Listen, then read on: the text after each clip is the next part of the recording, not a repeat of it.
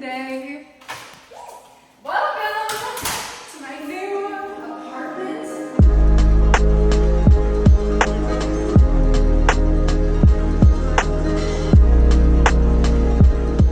I'm so excited to be moving in here. It's a big 2-bedroom. Let me show you around.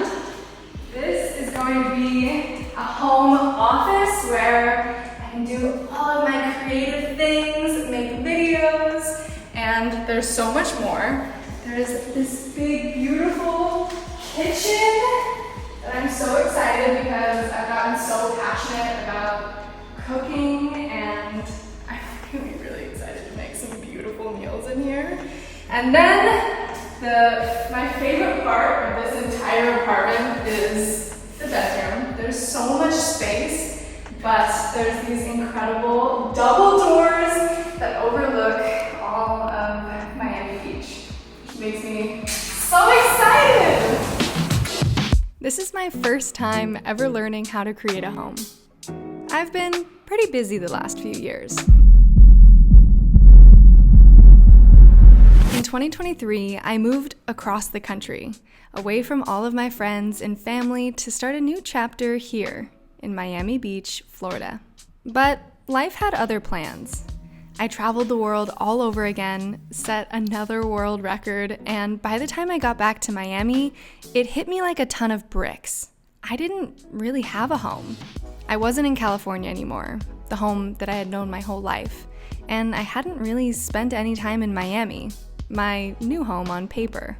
I will always crave traveling to far-flung places and the amazing whirlwind adventures it brings. But lately, I've started to feel myself craving something completely different. Routine. Healthy habits, home-cooked meals, a consistent fitness schedule, sleeping in my own bed, and above all else, a community of like-minded people and a place to spend quality time with the ones I love. The next phase of creating my dream apartment is designing this bedroom. I have so much space to create something really interesting here, and I've decided that the theme that I'm going for is embracing the jungle. Some of my favorite places I've ever traveled were some of the jungles around the world. I was so inspired by the beauty of the Amazon rainforest, and especially the architecture of some of the places that I was able to stay there. The aesthetics just give me this feeling of almost what it would be like to be a 1920s explorer going through the jungle. That's always been one of my absolute favorite aesthetics that I'm going to be working on capturing more and more in this apartment. Another area of the world that I'm really drawing a lot of inspiration from is Virunga National Park and Volcanoes National Park, which is all around the Congo, the DRC, Rwanda, and Uganda. I was able to go gorilla trekking there, and being able to stay in these beautiful tented camps gives you that feeling of being so immersed in the jungle. You can stay in these beautiful tents in the middle of nowhere, and I also want to be paying a little bit of homage to the fact that I am in Miami, which is a major city, but the Everglades are so nearby. I'm just living in the middle of such a lush and tropical environment that I also want to be embracing that aspect of this place as well by bringing a little bit of that tropical energy and that nature inside. So the plan is that I'm going to be creating a gigantic wallpaper mural on this 16-foot wall behind me. I'm also going to be getting some new furniture pieces to really try to accentuate that 1920s almost explorer aesthetic that I'm going for. It's always a huge process bringing these ideas to life because I spend so much time researching, creating vision boards, color boards, finding and sourcing just the right items that I think are gonna work, but you really have no idea if it's all gonna come together until it gets here. I honestly have never done anything like this before. Designing an apartment that feels like me is something I've always wanted to do, but I'm a total novice, a total beginner, and I am going to be seeing how it goes one piece of furniture at a time.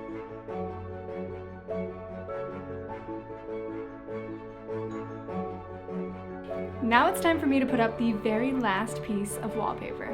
Not gonna lie, I'm a little bit worried that I'm gonna mess it up, but there's the first time for everything.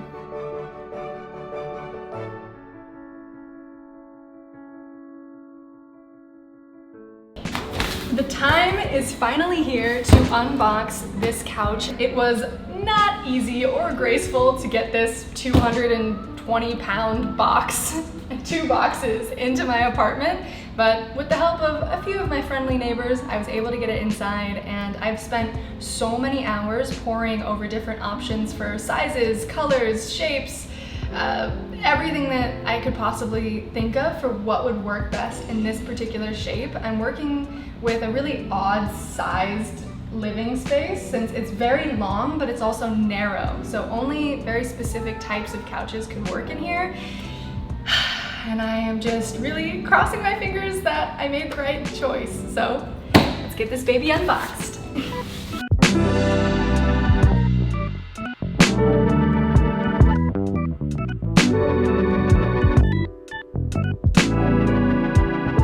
I am now officially sitting on my couch for the first time, and I am so happy with how this turned out. Everything from the texture, the color, the size, it feels perfect for this space, and it's a white corduroy, and I was definitely very hesitant about getting a white couch for all of the obvious reasons. I really don't want to I gotta make sure that I don't get it too dirty, but one of the reasons why I wanted to get a white couch was because this piece of furniture really divides this space in half, and I wanted to do the best I could to keep that kind of like energy throughout the house moving. So as much as I'm trying to avoid that all white, all beige, very modern, trendy looking apartment, I've decided to go with a white couch and really lean into the colors and the accents with the art that I'm gonna be putting in.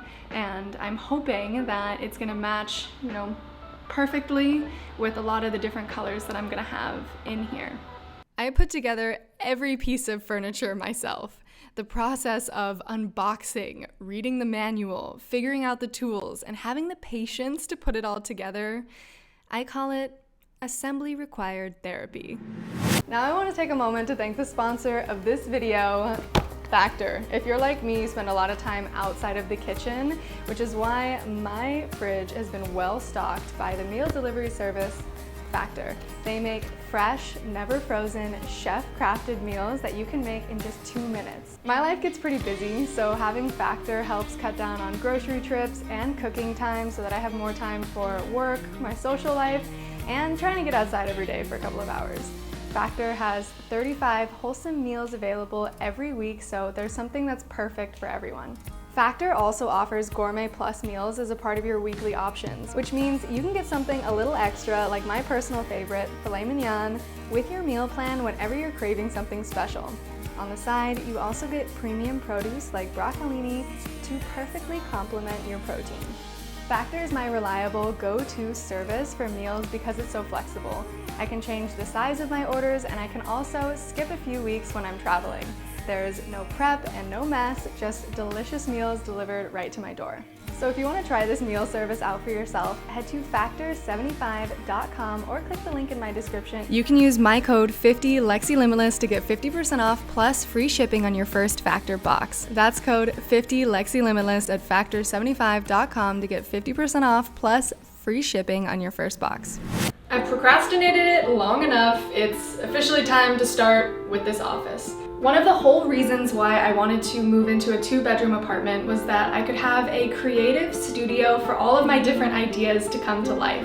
I want this to be a studio where I can film videos, where I have enough room to brainstorm and express myself. I love painting, and it's something that I really want to do more of. So I think that this space is going to be perfect for it, but right now it's looking a little bit more like a storage closet. So the first thing that I'm going to be doing in here is clearing out all of this stuff and painting this wall behind me a beautiful mineral wash green. I've never painted with this type of style on a big wall like this before, but there's a first time for everything. I'm gonna have to make some room here.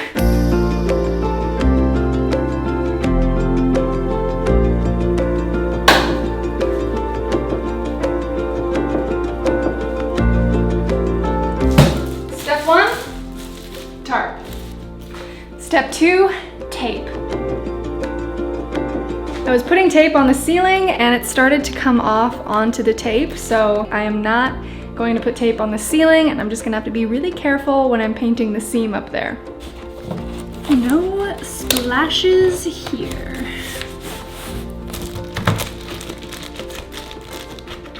So that's it. You now know how to line wash any interior wall to bring a unique element to your space. If you guys have any questions or anything. All right, seems simple enough. I am going for a lime wash aesthetic for this wall, but when I went to the painter store, they convinced me to try something called mineral wash, which I haven't seen as many tutorials about doing it with this particular type of paint. But the benefit of this is that this one is for artistic effects on interior walls, while lime wash is technically more supposed to be on brick and stone for like the outside of your house or for a fireplace. So I want to try this mineral wash, and another amazing benefit of it is that you do not need to prime for it. So that's one less layer that I have to paint onto the wall. A little bit more quick process. Another really fun aspect of painting in this style is that it's really forgiving and it's also really chaotic. So you can paint different parts of the wall in these things that they call blooms or clouds. So you have a bunch of different main points on the wall where you paint within, and then you connect all of the different clouds of paint together with some of that stretched paint. So I don't really know what I'm doing, but I'm gonna see how it goes.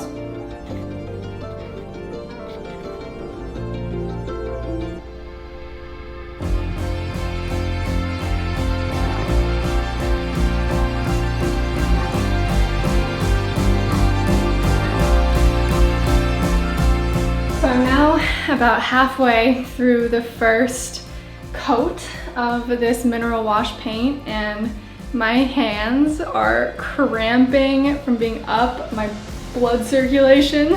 Hands are totally going numb. I'm just trying to trust the process because I have absolutely no idea if this is gonna look the way that I was envisioning it. It could either be perfect or it could look like a 5-year-old scribbled on the wall. So we're just gonna have to wait to find out, but my arms are dead already, and this is only half of the first coat, so wish me luck.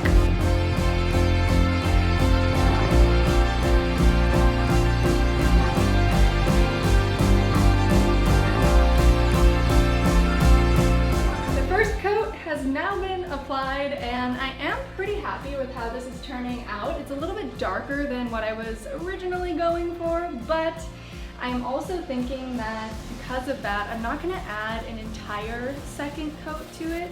I think I might just go in with a brush and a really diluted copy of the paint and just have fun with it and try to really texture it and get as much of the flowy textures across the entire thing, fill in some of the more little white patches that you can see, and then I think this baby's gonna be done.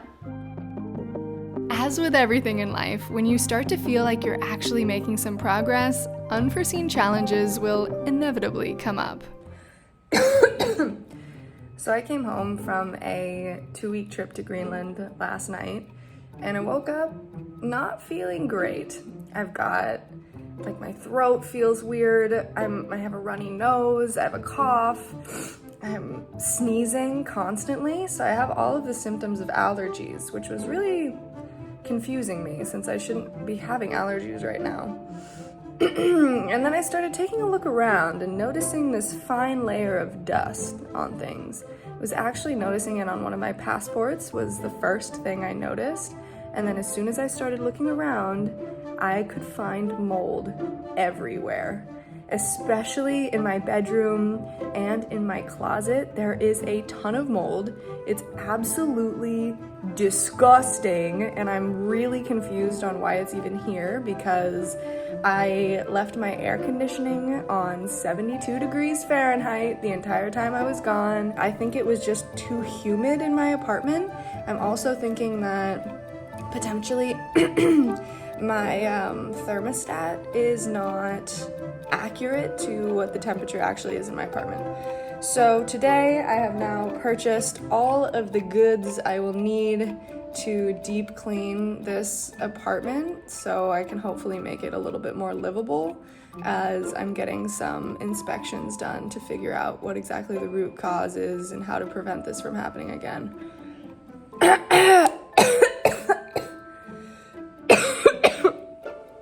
After a ton of unexpected cleaning, I fixed the problem and eventually chalked up my mold outbreak to being a learning experience living in a totally new tropical climate.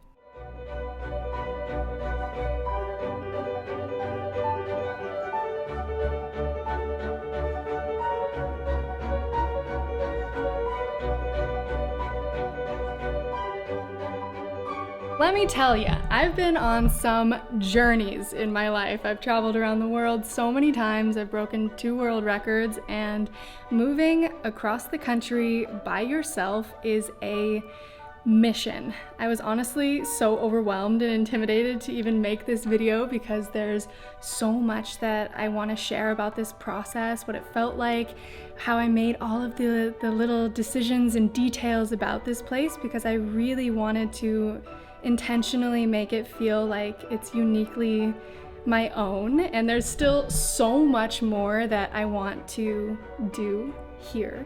It's going to be a process that I'm going to continue to share more about, but for now, I want to share with you how it's turning out. From the perspective of a traveler, home is so much more than just a place to keep your stuff. It's a sanctuary that reflects who you are and where you've been. It's a refuge, a creative space, and it's a place that tells your story, filled with pieces collected from around the world and memories of the journeys that shaped you. A home becomes a canvas for your experiences, grounding you in a way that no hotel or Airbnb ever could. Or at least that's what I want it to be.